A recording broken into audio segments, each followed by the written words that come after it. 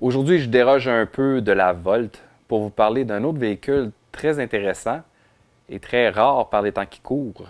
Je parle du Toyota RAV4 Prime XSE.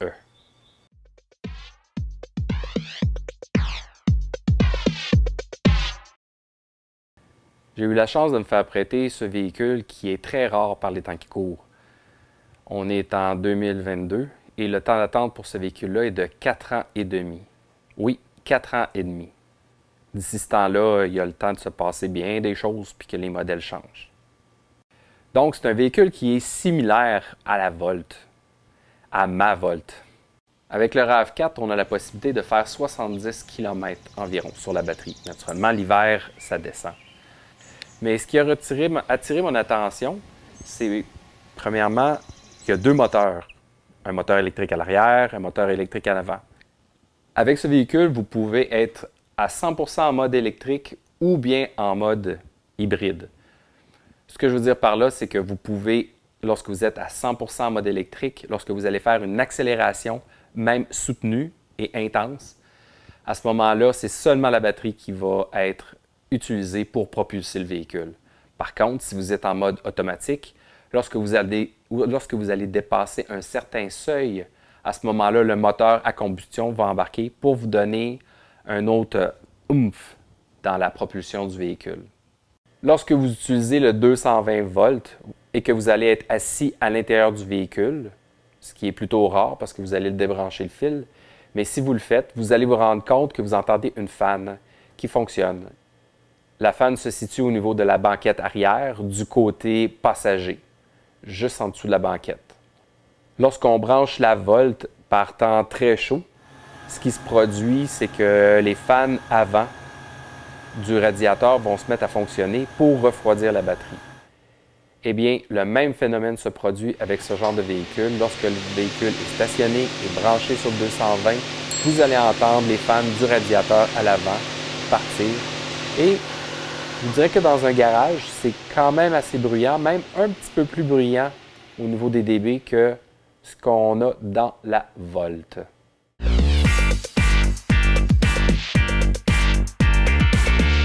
Dans le cas présent, le véhicule est essayé au mois de juin, donc en plein été, donc en pleine chaleur, à peu près à 28 degrés Celsius le jour. Si j'avais à essayer le véhicule en hiver à moins 15, je me demande ce que serait mon appréciation du véhicule.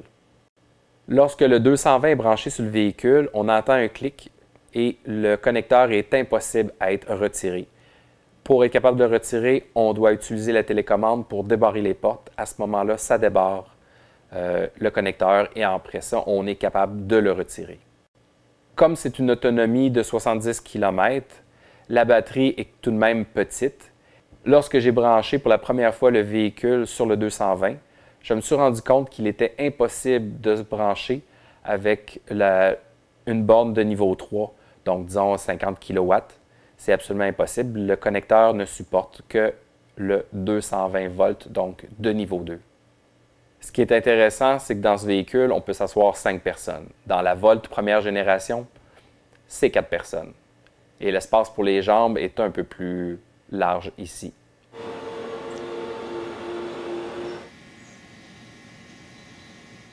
Les pneus sur ce véhicule sont des pneus de 19 pouces.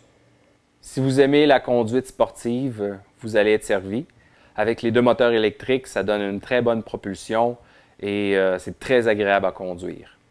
Une des caractéristiques très surprenantes que je ne sais pas si j'utiliserais tous les jours, mais le rétroviseur est un miroir, mais est aussi un petit écran qui permet de faire la projection de la caméra arrière. Donc, au lieu d'être le miroir, on a compris qu'on voyait la route à partir de la caméra à l'arrière du véhicule, au-dessus de la plaque d'immatriculation.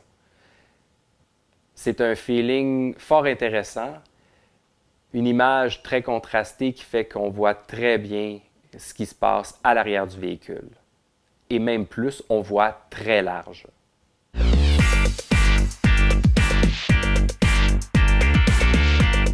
La vraie question en 2022, c'est est-ce qu'on achète un véhicule entièrement électrique ou un véhicule hybride? ou à autonomie prolongée comme la Volt? Pour pouvoir répondre à cette question, je vous dirais que c'est selon la distance que vous parcourez.